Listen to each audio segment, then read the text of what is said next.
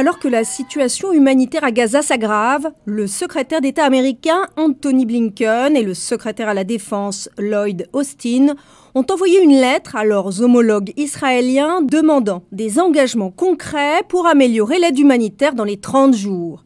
Un manquement à cet égard, disent-ils, pourrait avoir des implications pour la politique américaine. Le secrétaire d'État ainsi que le secrétaire à la Défense Austin ont estimé qu'il était approprié de faire comprendre au gouvernement israélien que des changements doivent être apportés pour que le niveau d'assistance à Gaza s'améliore par rapport au niveau très bas d'aujourd'hui.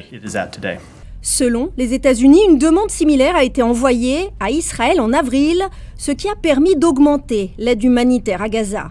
Mais cette aide est aujourd'hui réduite de plus de 50% par rapport à ce qu'elle était à son maximum.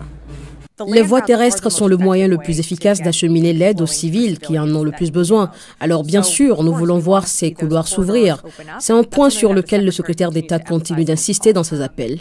L'administration a refusé cette semaine de discuter de ce qui se passerait si Israël ne répondait pas aux exigences des lettres.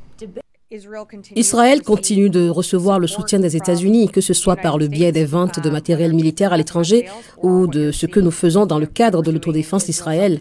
Je n'ai pas d'autres informations à fournir. Un système antimissile américain THAAD ainsi que des dizaines de soldats américains chargés de le faire fonctionner ont commencé à arriver en Israël cette semaine.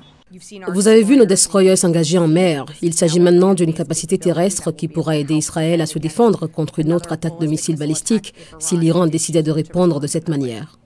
L'Iran a lancé 2 attaques directes contre Israël, dont le tir d'environ 200 missiles balistiques en direction du pays.